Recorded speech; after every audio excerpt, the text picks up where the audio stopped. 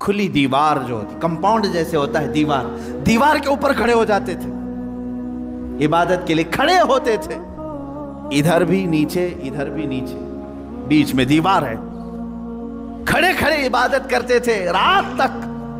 لوگ کہتے کہ حضور مسجد ہے، نیچے صحن ہے، آرام سے کریں۔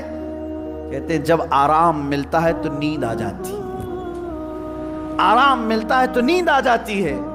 میں دیوار پر کھڑا ہوتا ہوں اور رات کو نیند آتی ہے تو کبھی کبھار دیوار سے گر جاتا ہوں۔ تو کہا گر جاتے ہیں پھر بھی کھڑے ہوتے ہیں؟ کہا ہاں، جو جسم غافل ہوگا اس کی سزا یہی ہے کہ وہ دیوار سے گرایا جائے۔ جو اپنے مولا سے غافل ہو اس کی سزا یہی ہے کہ اسے گرایا جائے۔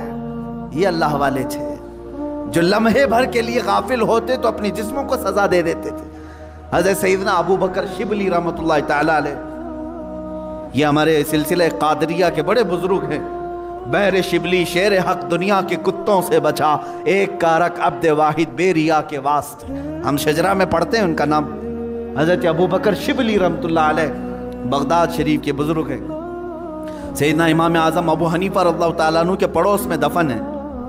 آپ جب رات کو ذکر الہی کے لیے کھڑے ہوتے یا عبادت کے لیے کھڑے ہوتے، ایک مرتبہ ایسا ہوا کہ آپ کو جھپکی آئی، نیند آئی۔ یہاں تو لوگ رات تو چھوڑے جمعہ میں سوتے ہیں، بہت سارے لوگ تو جمعہ میں اپنی نیند کمپلیٹ کر کے آتے ہیں، پتہ ہی نہیں چلا کہ امام کب کھڑا ہوا، اقامت کب ہوئی، خطبہ تو پورا نیند میں چلا گیا۔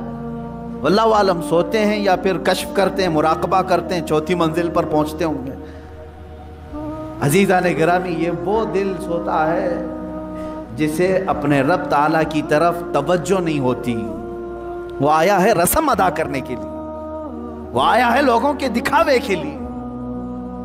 دل کی توجہ اور دل کی حضوری ہو تو نیند کہاں کی۔ حضرت ابو بکر شبلی رحمۃ اللہ تعالیٰ علیہ رات کے وقت جھپکی آ گئی، تھوڑا سا اونگ آئی، کیا کیا جانتے آپ؟ وہ کھڑے ہوئے ہیں۔ پہلی مرتبہ رات میں ایسا ہوا کہ مجھے اونگ آ گئی، کیسا ہوا؟ اس کے بعد گئے، سرما لگانے کی سلائی لے کر نمک میں پھیرا اور نمک پورا آنکھوں میں لگایا۔ آنکھوں میں نمک لگاتے، ذرا لگا کر کے دیکھو اپنی آنکھوں میں نمک کیا حالت ہو۔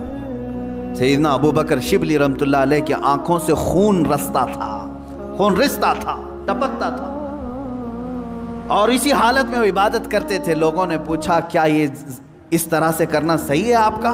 اپنی آنکھوں کو آپ نے نمک میں ڈال دیا۔ وہ ہنستے تھے، کہا یہ غافل آنکھوں کی تو بہت چھوٹی سزا ہے، بہت چھوٹی سزا ہے کہ میں نے نمک پھیر دیا۔ اگر اسی طرح زندگی بھر غافل رہی تو اس میں تو آگ کی سلائیاں پھیری جائیں گی، آگ کی سلائیاں پھیری جائیں گی، میں تو نمک پھیر رہا ہوں۔ عزیزان گرامی، وہ کہا کہاں ہو تم، کس جگہ پر کھڑے ہو آج؟ اپنا مقصد زندگی کو تو سمجھ لو، مجھے کیوں پیدا کیا تھا رب تعالیٰ؟ کیا اسی لیے کہ لوگوں کے تانے، لوگوں کو کی جاسوسی میں اپنی پوری زندگی گزار دوں؟ کس کے گھر میں کیا پک رہا ہے وہی بات کرتے بیٹھا رہا ہوں، کس کی بیوی کیسی ہے وہ ڈسکس کرتا بیٹھا رہا ہوں، کس کے گھر میں ابھی کتنے شادی کے لوگ ہیں وہ ڈسکس کرتا بیٹھا رہا ہوں، کس کی دکان ٹھپ پڑ رہی ہے یہ ڈسکس کرتا بیٹھا رہا ہوں؟ تمہاری زندگی اسی لیے ہے، پوری دنیا بھر کے گلے تانے اور شکوے، غیبت، چغلیاں اس کے لیے ہے۔